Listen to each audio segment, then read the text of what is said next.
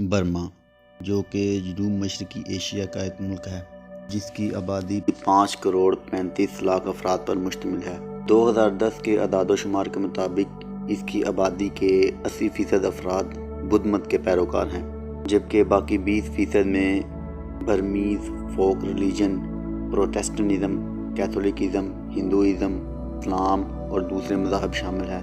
جہاں پر 2017 اور 18 میں ہونے والے مذہبی فسادات میں، جس میں برما کی فوج اور بدھسٹ انتہا پسندوں نے مل کر تقریباً 24,000 مسلمانوں کو قتل کیا، 18,000 سے زائد خواتین کو جنسی زیادتی یا اجتماعی جنسی زیادتی کا نشانہ بنایا گیا۔ ایک اندازے کے مطابق 1,16,000 مسلمانوں پر بری طرح تشدد کیا گیا اور 36,000 افراد کو زندہ آگ میں پھینک دیا گیا۔ یونائٹڈ نیشن کی رپورٹ کے مطابق تقریباً 7 لاکھ مسلمانوں نے ظلم کی وجہ سے ہجرت کی اور دوسرے ممالک جیسے بنگلہ دیش، تھائی لینڈ، ملائیشیا اور انڈونیشیا میں پناہ لی۔ برما میں مسلمانوں کے خلاف ہونے والی نسل کشی اور مذہبی فساد کوئی پہلی دفعہ نہیں ہے، بلکہ اس سے پہلے بھی برما کی تاریخ میں ایسے واقعات ہوئے ہیں جن میں برما کے مسلمانوں کو اسلامی تعلیمات پر عمل کرنے سے روکنا اور مسلمانوں کو سرکاری اور فوج میں اپنے عہدوں اور نوکریوں سے صرف اس لیے نکال دینا کہ وہ مسلمان ہیں۔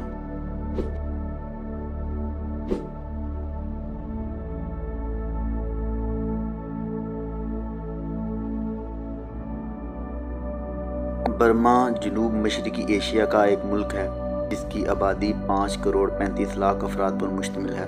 آبادی کے 80% افراد بدھ مت کو ماننے والے ہیں، جبکہ باقی 20% میں برمیز فوک ریلیجن، پروٹسٹنٹزم، کیتھولکزم، ہندوازم، اسلام اور دوسرے مذاہب شامل ہیں۔ برما ایک پرامن اور محفوظ ملک سمجھا جاتا ہے، جہاں تمام مذاہب کے افراد آپسی بھائی چارے اور اتفاق سے رہتے ہوں گے۔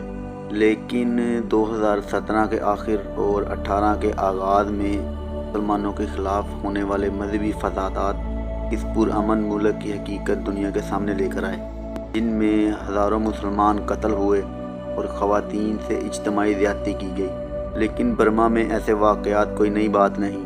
اس کا آغاز برما کے ایک بادشاہ جس کا نام بئی نونگ تھا، جس نے 1550 سے 1581 عیسوی تک برما پر حکومت کی۔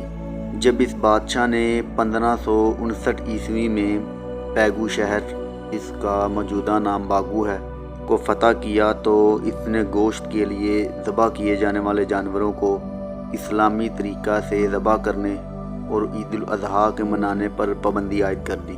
17ویں صدی کو برما کی ریاست راکھین میں آباد بھارتی مسلمانوں کو قتل کیا گیا، جو کہ بھارت میں انگریزوں کے خلاف مغلوں کی جنگ آزادی میں ناکامی کے بعد شاہ شجاع کے ساتھ یہاں آباد ہوئے تھے۔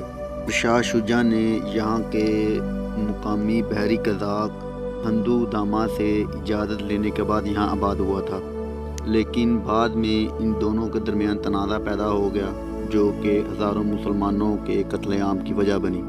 اس کے بعد 18ویں صدی میں بودو پایا، جس نے 1782 عیسوی سے لے کر 1819 تک برما پر حکومت کی، نے جب مایاڈو، جو کہ برما کے وسط میں واقع ایک شہر ہے، کے 4 ممتاز اماموں یا مسلمان عالم دین کو گرفتار کر لیا اور انہیں برما کے مغرب میں واقع ایک شہر ایوا میں شفٹ کر دیا اور وہاں ان پر تشدد کیا گیا اور بعد میں خنزیر کا گوشت نہ کھانے پر قتل کر دیا گیا۔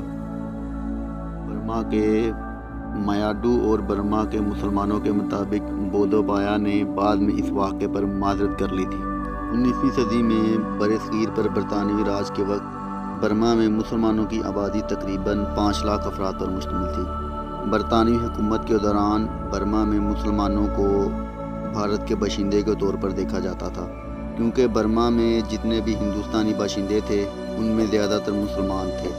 دوسری جنگ عظیم کے خاتمے کے بعد برما میں ہندوستانی لوگوں کے خلاف نفرت کے جذبات بڑھ گئے تھے، جس وجہ سے 1930 میں یانگون کی بندرگاہ پر مزدوروں کے مسئلے کی وجہ سے بھارتی باشندوں کے خلاف فسادات شروع ہو گئے تھے۔ جس میں تقریباً 200 بھارتی باشندوں کو قتل کیا گیا یا دریا میں پھینک دیا گیا، اور ان فسادات میں 2000 افراد زخمی ہوئے، جن میں زیادہ تر مسلمان افراد شامل تھے۔ اس کے بعد 1938 میں ایک دفعہ پھر برما میں مسلمان مخالف فسادات شروع ہو گئے، جن کی وجہ قوم پرست اور انگریز مخالف جذبات تھے، جن کو بعد میں انگریزوں کے شدید رد عمل سے بچنے کے لیے مسلمان مخالف فسادات میں تبدیل کر دیا گیا۔ ان فسادات میں مسلمانوں کے گھر اور دکانات کو لوٹ لیا گیا، جبکہ 204 مسلمان قتل ہوئے اور 100 سے زائد زخمی ہوئے۔ اس کے علاوہ ان فسادات میں 113 مساجد کو شدید نقصان پہنچا۔ ان فسادات کی بنیاد انگریز اور مسلمان مخالف جذبات تھے، جن کو ابھارنے میں برما کے مقامی اخبارات نے اہم کردار ادا کیا۔ اس کے بعد 1962 میں جب جنرل نی ون نے اقتدار سنبھالا تو اس نے مسلمانوں کی حیثیت تبدیل کر دی۔ اس نے مسلمانوں کو فوج اور سرکاری نوکریوں سے اس لیے نکال دیا کہ وہ مسلمان تھے، اور وہ مسلمانوں کے گروہ جنہوں نے بدھ مت کے اکثریتی علاقوں میں رہنے سے انکار کیا تھا، ان کو شدید مشکلات کا سامنا کرنا پڑا بنسبت ان لوگوں کے جو کہ بدھ مت کے ساتھ رہے تھے۔ اور یہ کام بنیادی طور پر اسلامی قوانین اور روایات کو برما میں ختم کرنے کے لیے کیا گیا تھا۔ اس کے بعد 1997 میں منڈالا، جو کہ برما کا دوسرا بڑا شہر ہے، میں مسلمان مخالف فسادات شروع ہوئے، جن میں 1000 یا 1500 کے درمیان بدھ راہبوں نے اسلام مخالف نعرے لگائے اور مسلمانوں کے ملکیتی کاروبار اور دکانوں کو لوٹ لیا گیا۔ اسلامی کتابوں کو جلایا گیا اور مساجد کی توڑ پھوڑ اور نقصان پہنچایا گیا۔ ان فسادات میں 3 افراد قتل ہوئے اور 100 بدھ راہبوں کو گرفتار کر لیا گیا۔ پھر اس کے 4 سال بعد باگو کا پرانا نام پیگو ہے، اور یہ وہی شہر ہے جس کی فتح کے بعد بھائی نونگ نے مسلمانوں پر پابندی لگائی تھی۔ کہ ڈسٹرکٹ تانگو میں مذہبی فسادات شروع ہوئے، اور ان فسادات سے پہلے اس شہر میں مسلمان مخالف پمفلٹ تقسیم کیے گئے تھے۔ مئی 2001 کو باگو کے ڈسٹرکٹ تانگو میں مذہبی فسادات شروع ہوئے، جس کے نتیجے میں 200 مسلمان قتل ہوئے اور 11 مساجد کو مکمل طور پر شہید کر دیا گیا، اور اس کے علاوہ 400 گھروں کو آگ لگا دی گئی۔ 15 مئی 2001 جو کہ ان فسادات کے شروع ہونے کا پہلا دن تھا، مسجد میں نماز ادا کرتے 20 مسلمانوں پر بری طرح تشدد کر کے بعد میں قتل کر دیا گیا۔ واقعے کے بعد برما کے deputy home and religious minister general Win Myint تینگو آئے، اور اس کے بعد 12 جولائی 2001 تک، یعنی پورے 2 مہینے تک اس علاقے میں کرفیو نافذ رہا۔ 2012 میں برما کی ریاست راکھین میں مذہبی فسادات شروع ہوئے، جن میں 166 مسلمان ہلاک اور ہزاروں افراد بے گھر ہو گئے تھے۔ انٹرنیشنل اسٹیٹ کرائم انیشیٹو کی ایک رپورٹ کے مطابق 2012 میں برما کے مسلمانوں اور مقامی بدھ لوگوں کے درمیان ہونے والے فسادات پری پلانڈ تھے، یعنی ان کی پہلے ہی منصوبہ بندی کی گئی تھی۔ مارچ 2013 میں برما کے وسطی اور مشرقی حصے میں فسادات شروع ہوئے، اور یہ وہاں کے بدھ قوم پرستوں کی ایک تحریک جس کا نام 969 موومنٹ کی مقبولیت کے بعد شروع ہوئے تھے، جس کا سربراہ تھاوڈا یوویراتو ہے، جس کو بدھسٹ بن لادن کے نام سے بھی برما میں جانا جاتا ہے۔ 1997 کے بعد منڈالا میں ایک بار پھر 2014 میں مذہبی فسادات شروع ہوئے، جس میں 2 افراد ہلاک اور درجنوں زخمی ہوئے۔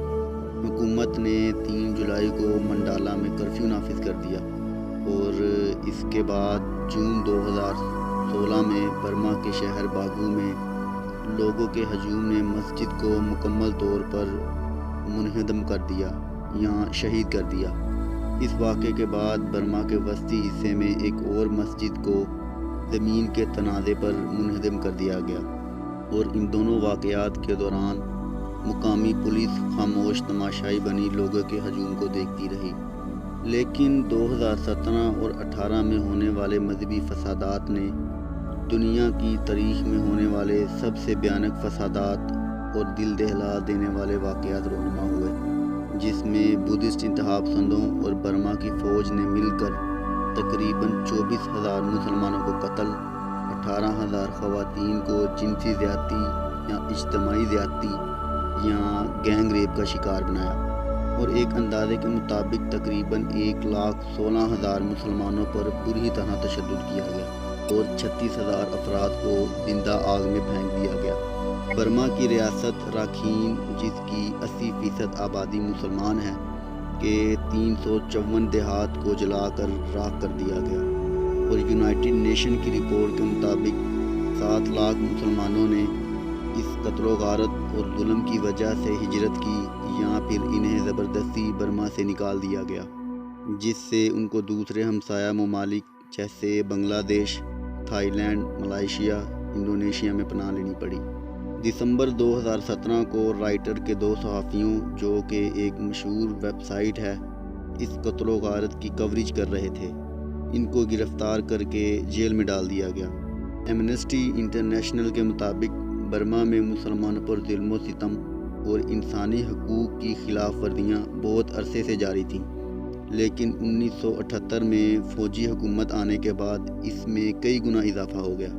حالانکہ وہ کئی صدیوں سے برما میں مقیم ہے، لیکن مقامی بدھ راہبوں سے تناؤ کی وجہ سے ان سے امتیازی سلوک کرنا، ڈرانا دھمکانا، ان کے گھروں اور دکانات کو لوٹنا، خواتین سے زیادتی کرنا اور برما کے مسلمانوں پر تشدد کرنا معمول کے واقعات ہیں، حالانکہ ان میں بہت سے واقعات رپورٹ نہیں ہو پاتے۔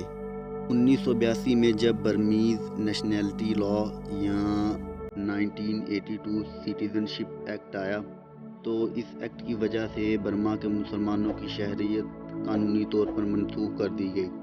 اب قانونی طور پر برما کے مسلمان کسی بھی ملک کے شہری نہیں تھے، حالانکہ وہ صدیوں سے برما میں آباد تھے، جس سے ان کی مشکلات میں مزید اضافہ ہو گیا۔ اس قانون کے بعد برما کے مسلمان قانونی طور پر دنیا کے کسی بھی ملک کے شہری نہیں تھے۔ اس قانون کے آنے کے بعد برمی مسلمانوں کو اگر دوسرے شہر جانا ہو تو اس کے لیے ان کو سرکاری اجازت نامہ لینا پڑتا، جس پر سفر کا دورانیہ اور وقت لکھا ہوتا تھا۔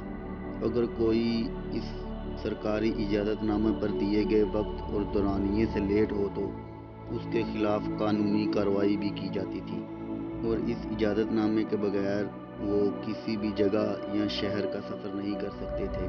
اس ایکٹ کے آنے کے بعد برما کے مسلمانوں کو حکومت کی جانب سے صرف ایک بچہ پیدا کرنے کی اجازت دی گئی تھی، حالانکہ ابھی اس قانون پر سختی سے عمل درآمد نہیں کروایا جا رہا۔ اس قانون کی وجہ سے بہت سے برمی مسلمان اپنے بچوں کا نیشنل ڈیٹا بیس میں انٹری نہیں کروا پاتے۔ اس طرح ان کے بچے پیدا ہونے کے وقت سے ہی اسٹیٹ لیس ہوتے ہیں، یعنی قانونی طور پر دنیا میں ان کا کوئی وطن نہیں ہوتا۔ سن 2000 کے بعد ہونے والے فسادات میں برما کے میڈیا کا کردار انتہائی شرمناک رہا۔ برما کے 2 بڑے سرکاری چینل MRTV4 اور مائی واڈے مسلمان مخالف پروپیگنڈا کرنے میں مصروف عمل رہا۔ ان دونوں چینلز پر 2 بدھ راہبوں کی تقریریں نشر کی جاتیں، جن میں وہ لوگوں کو بدھ مت کے خلاف پیدا ہونے والے بحران کے لیے تیار رہنے کا کہہ رہے تھے۔ اس میں ایک شو جو کہ اکتوبر 2012 میں نشر ہوا تھا، جس کا عنوان وائس آف ون تھا، جس نے اپنے آپ کو شیر کے جبڑوں سے آزاد کروایا تھا۔ اس شو میں ایک عورت کو دکھایا جاتا ہے جس کا خاوند مسلمان تھا۔ وہ اپنے سابقہ خاوند کی بے ایمانہ زیادتیوں اور تشدد کے بارے میں بتاتی ہے، اور پھر وہ بدھ راہب لوگوں کو کہتا ہے کہ آپ مسلمانوں سے کسی قسم کا کوئی بھی تعلق نہ رکھیں۔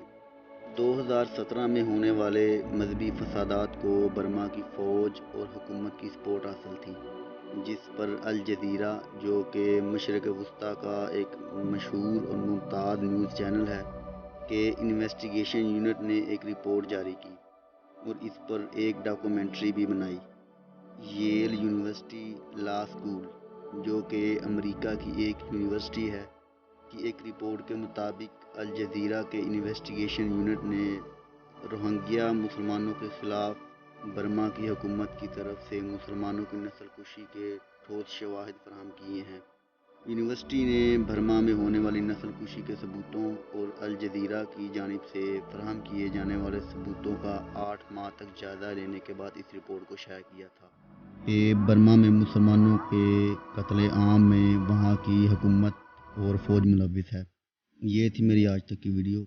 اگر آپ کو اچھی لگی تو اس کو لائک کر دیں، چینل کو سبسکرائب کر دیں۔ ملتے ہیں ایک نئی ویڈیو میں، تب تک کے لیے مجھے اجازت دیں۔ اللہ حافظ۔